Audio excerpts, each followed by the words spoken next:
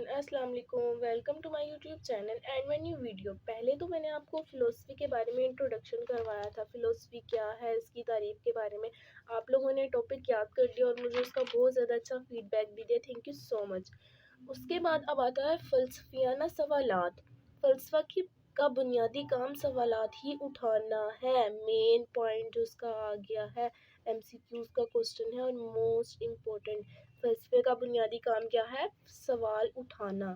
فلسفہ صرف سوالات ہی اٹھاتا ہے، سوچ کرتا ہے، پھر اس سوچ پر عملی جامہ کون پہناتا ہے؟ سائنس۔ ہمیشہ سے ہی ذہنوں میں کچھ ایک مخصوص سوالات پیدا ہوتے ہیں، مثلاً جو ایک انسان ہوتا ہے، جب انسان پیدا ہوتا ہے اس کے ذہن میں بہت سارے سوالات ہوتے ہیں، میں کہاں پہ آ گیا ہوں، یہ کیا ہے سب کچھ۔ جب بچہ چھوٹا ہوتا ہے تو اس کے ذہن میں بہت سارے سوالات آتے ہیں، انسان کیا ہے، کائنات کیا ہے، اس کا خالق کون ہے، علم کیا ہے، سوچ و بچار کیسے ممکن ہے، وہ کون سے علوم ہیں جو معیار مقرر کرتے ہیں۔ بنیادی طور پر یہ فلسفہ ہے کہ سوالات ہیں۔ یہ تو آگے فلسفی کے کوسچنز۔ اس کا سوال بنے گا فلسفہ کے بنیادی سوالات کون سے ہیں؟ ان کا جواب تلاش کرنا فلسفیوں کا کام ہے، اس لیے کہا جاتا ہے فلسفہ وہ ہے جو فلسفی کرتے ہیں، یعنی فلسفی اپنی فکری کاوشوں سے جو نظریات قائم کرتے ہیں، دراصل وہی فلسفہ ہے۔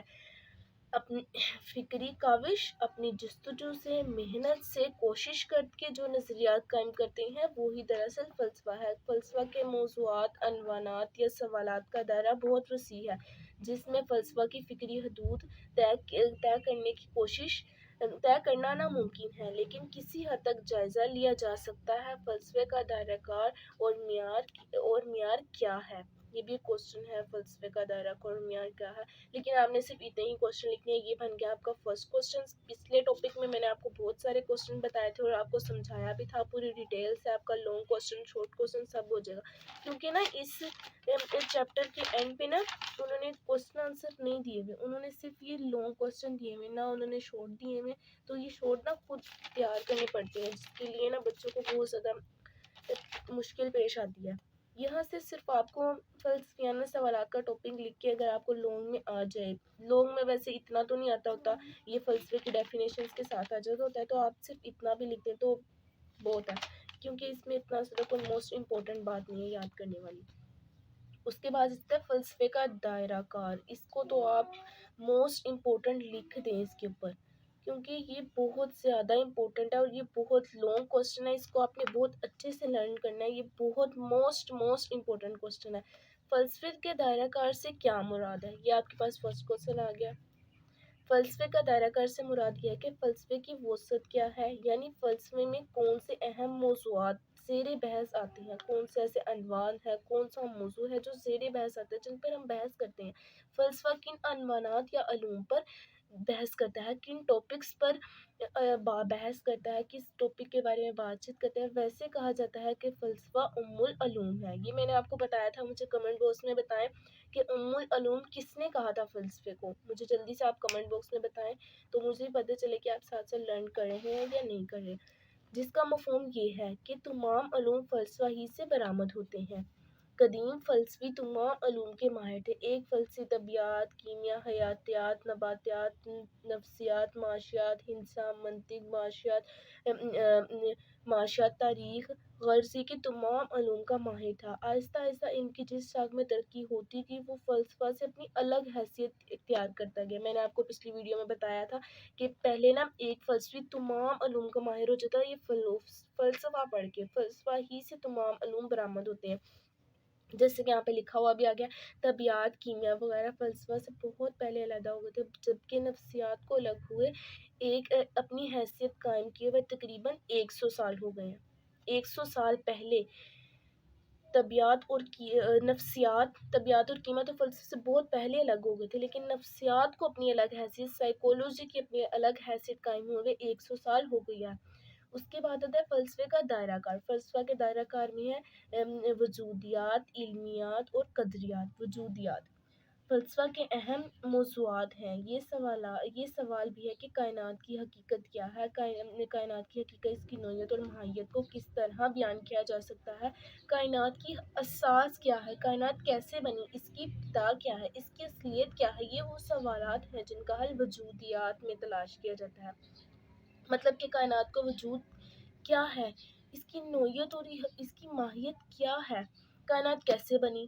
ایک جو بہت زیادہ اچھا ذہن رکھنے والا شخص ہوگا وہ اس بات کی تصدیق نہیں کر سکتا کہ یہ کائنات نہ کسی شخص کے بنائے بغیر ہی بن گئی، کیونکہ وہ شخص کو سوچنے میں مجبور ہو جائے گا یہ کائنات کسی نے بنائی ہے، تو وہ ہے اللہ تعالیٰ کی ذات۔ وہ بہت زیادہ غفور الرحیم اور ہے اور ہر چیز پر قادر ہے۔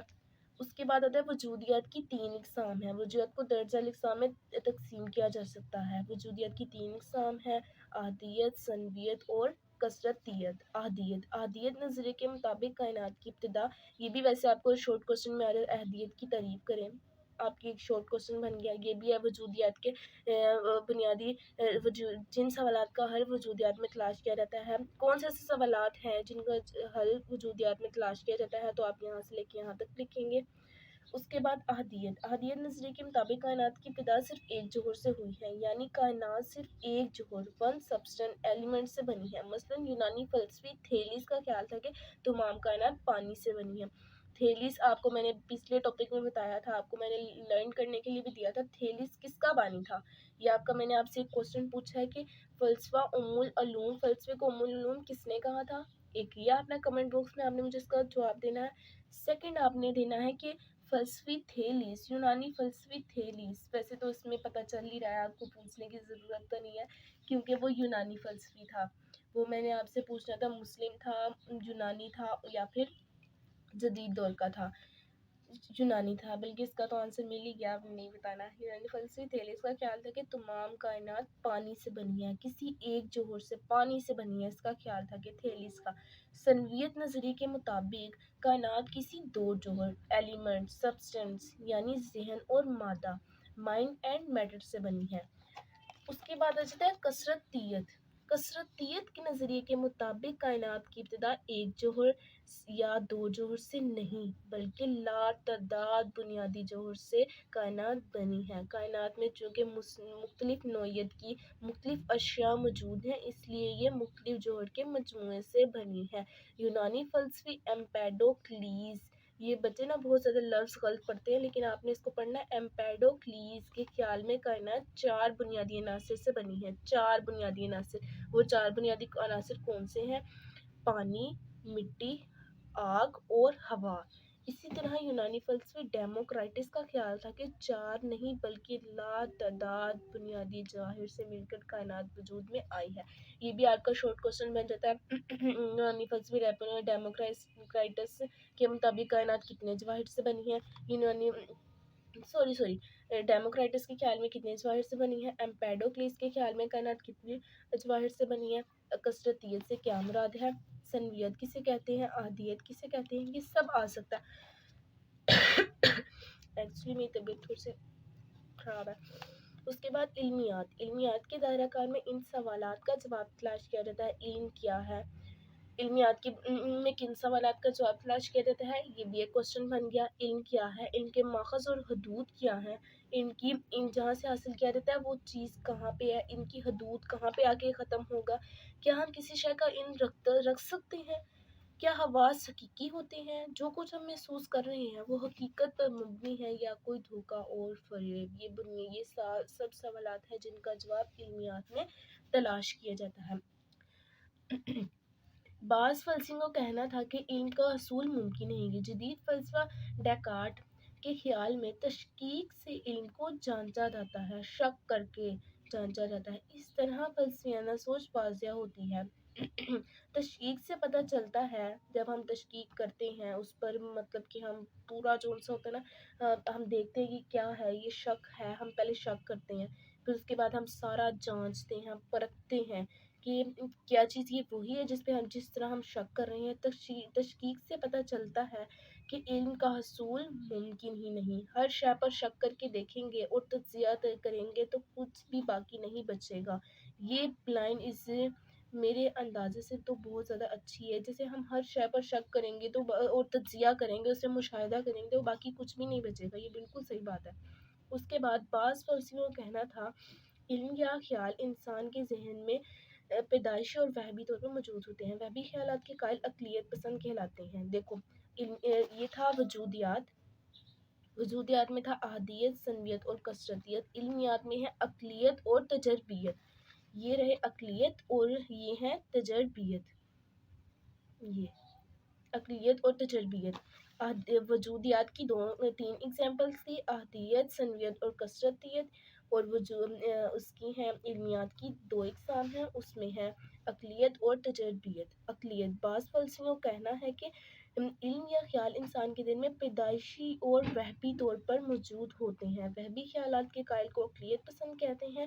وہ نہایت وسوخ سے کہتے ہیں کہ انسان ذہن میں پیدائشی طور پر بعض تصورات ہوتے ہیں جیسے اب یہ انہوں نے اگزامپل دے دیا. گراموفون کے ریکارڈ میں گانے بند ہوتے ہیں. گراموفون کی سوئی، آپ نے اگر گراموفون دیکھا ہوگا کہ پہلے پرانے زمانے میں یوز ہوا کرتا تھا، جیسے گراموفون کے ریکارڈ میں اس کے اندر گانے بند ہوتے ہیں اور گراموفون کی سوئی کے لمس اس کو چھوتے ہیں تو یہ سنائی دیتے ہیں. یا کمپیوٹر میں استعمال والی ڈسک میں مواد موجود ہوتے ہیں اور کمپیوٹر میں ڈالنے سے وہ سامنے اسکرین پہ رہ جاتی ہے.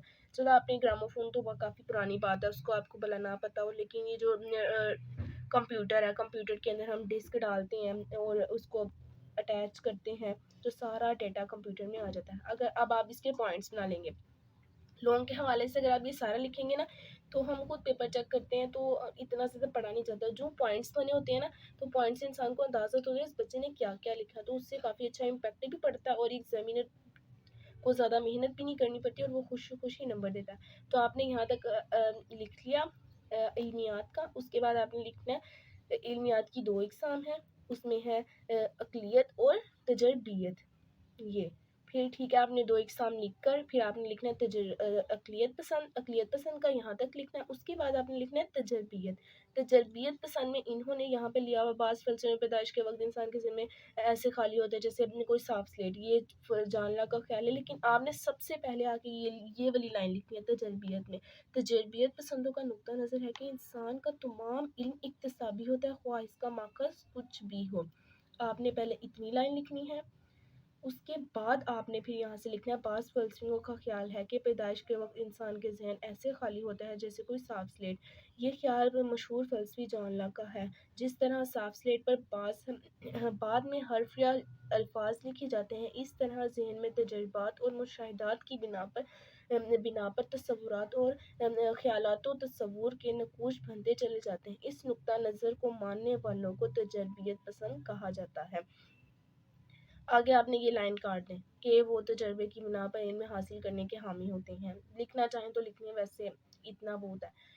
تو اگر آپ کو یہ آ جائے عقلیت پسند کسے کہتے ہیں شارٹ کوسچن میں تو یہ بھی آپ لکھ سکتے ہیں. اس کے بعد آپ یہ بھی لکھ سکتے ہیں تجربیت پسند کسے کہتے ہیں، تجربیت پسندوں کا نقطہ نظر کیا ہے، تو آپ نے یہاں سے لے کے یہاں تک لکھنا. اس کے بعد آ جاتا ہے ادراک. ادراک از موسٹ امپورٹنٹ. ادراک، جب ہم یہ ڈیفینیشن ہے ادراک کی، پرسیپشن کی. جب ہم کسی چیز کو محسوس کرتے ہوئے اسے معنی دیتے ہیں تو اس کا نام ادراک ہے. فار ایگزامپل، ابھی مجھے یہ پتہ نہیں یہ چیز کیا ہے، اب میں نے اس کو محسوس کیا، مجھے پتہ چلا کہ یہ ووڈ کی بنی ہوئی ہے، اس کے آگے ایک نوک سے نکلی ہوئی ہے، اس کے آگے پینسل ہے، اس کے پیچھے ریز ہے. میں نے اس کو محسوس کیا، پھر میں اس کو ایک نام دے دوں گی تو اس عمل کو سب کو ادراک کہتے ہیں. مثال کے طور پر ادراک کو علم بھی کہتے ہیں. ویسے یہ ڈیفینیشن میں نہیں آتا. آپ نے لکھنا ہے حس پلس معنی از ایکول ادراک. انسان کی حس نے انسان کو بتایا نا کہ یہ لکڑی کی بنی ہوئی ہے. آپ نے حواس خمسہ دیکھے ہوں گے. حواس خمسہ 5 ہوتے ہیں: دیکھنا، سونگھنا، چکھنا، محسوس کرنا اور سونگھنا. یہ 5 حواس ہے نا، یہ حصہ ہے نا انسان کی، یہ 5 حصے ہیں، آپ کو شاید پتا ہوگا. تو یہ حصے نے ہی مجھے بتایا نا کہ یہ ووڈ کی بنی ہوئی ہے، لکڑی کی ہے، اس کے آگے یہ لگا ہوا، پھر میں نے اس کو معنی دے دیا، تو اس عمل کو ادراک کہتے ہیں. تو آپ نے یہ سارا آپ نے بہت زیادہ ڈیٹیل میں نہیں جانا، آپ نے صرف اتنا لکھنا ہے. اس کے بعد آپ نے اس کی ایگزامپل دے دینی ہے کہ سڑک پر تیز دھوپ کی شعاعیں منعکس ہوتی ہیں، ریفلیکٹ ہوتی ہیں، تو ہم دور سے اسے پانی سمجھتے ہیں جبکہ حقیقت میں وہاں پانی موجود نہیں ہوتا. یہ ایک ایگزامپل ہوگی. رات کو کم روشنی یا کسی بھی وجہ سے کلر والی سفید جگہ سے پاؤں اٹھا کر آگے رکھتے ہیں یہ پانی یا کوئی اور شے ہے، جبکہ حقیقتاً وہ کلر والی سفید مٹی ہوتی ہے۔ اسی طرح ریل گاڑی میں سفر کرتے ہوئے دور کے درخت حرکت کرتے ہوئے دکھائی دیتے ہیں، جبکہ ہم حرکت میں ہوتے ہیں، ہم خود حرکت کر رہے ہوتے ہیں، درخت نہیں چل رہے ہوتے۔ اسی طرح خوشبو، بدبو، ذائقے اور آواز کا بھی ادراک یا التباس ممکن ہے۔ حواس کے ایسے نقص کی وجہ سے صحیح علم حاصل کرنے سے ہم قاصر ہوتے ہیں۔ حواس کی تھی ڈیفینیشن، اور اس میں آپ کو بتایا کہ میں نے اس کی ایگزامپلس کیا ہیں۔ آپ اس کی ایگزامپل یہ بھی لکھ سکتے ہیں کہ اندھیرے میں رسی کو سانپ سمجھنا۔ بہت زیادہ ڈیٹیل میں جانے کی اگر آپ پڑھ سکتے ہیں، آپ کا پاس اتنا زیادہ آئی کیو لیول ہے تو آپ کر لیں، نہیں تو آپ اتنی بھی لکھ کے نا اس کے بعد لکھ دیں۔ اس طرح خوشبو، بدبو، ذائقے اور آواز کا بھی التباس یا غلط ادراک ممکن ہے۔ اور التباس، یہاں پہ what is illusion, what is التباس، کیا ہے التباس؟ التباس غلط ادراک کو، ہم نے اس چیز کو غلط محسوس کر لیا ہے، اگر میری حس نے مجھے غلط بتایا کہ یہ چیز کیا ہے تو اس کو التباس کہیں گے۔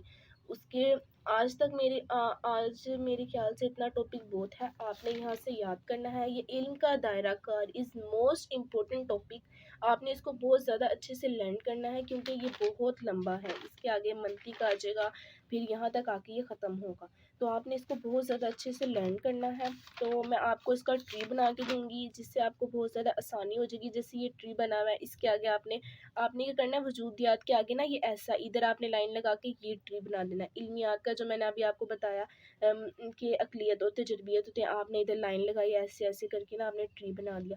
اس کے بعد آپ نے قدریات کا بھی ایسے کرنا ہے، بلکہ میں آپ کو بنا کے دکھا دوں گی جس سے آپ کو بہت زیادہ آسانی ہو جائے گی۔ تو آئی تھنک یہاں تک بہت ہے۔ اس کے بعد ہم نیکسٹ ٹاپک پڑھیں گے قدریات، منطق کی پھر یہ ساری ایگزامپلس۔ تو آپ کو اگر میرا ٹاپک بہت زیادہ پسند آیا ہو اور آپ کو میرے خیال سے اس میں بہت زیادہ آپ کو نالج کی باتیں پتہ چلی ہوں گی جو آج تک آپ کو کسی نے نہیں دی ہوں گی، کیونکہ یہ فلسفی زیادہ تر میں نے دیکھا ہے کہ بک بھی بہت مشکل سے ملتی ہے اور یہ پڑھتے بھی بہت کم بچے ہیں۔ تو آپ کو میرا ٹاپک اچھا لگا ہوگا اور آپ کو سمجھانے والا میرے خیال سے اس ٹائم نا، کیونکہ میں نے خود جب پڑھا تھا یہ تو یہ بہت مشکل سے سمجھا تھا، مجھے کسی نے سمجھایا نہیں تھا، میں نے اپنے مائنڈ سے سب سمجھا تھا۔ تو آپ لوگ کے لیے تو کافی زیادہ سہولتیں آ گئی، نیٹ وغیرہ ہیں، تو آپ اس کو اچھے طریقے سے استعمال کریں، ہمیشہ دعا میں یاد رکھیں، اور میرے چینل کو سبسکرائب کر دیں، لائک کر دیں اور شیئر بھی کریں، تاکہ اور بیل آئیکن کو بھی پریس کر دیں تاکہ ہر نئی آنے والی ویڈیو کا نوٹیفیکیشن سب سے پہلے آپ کو ملے۔ ٹھیک ہے، اللہ حافظ۔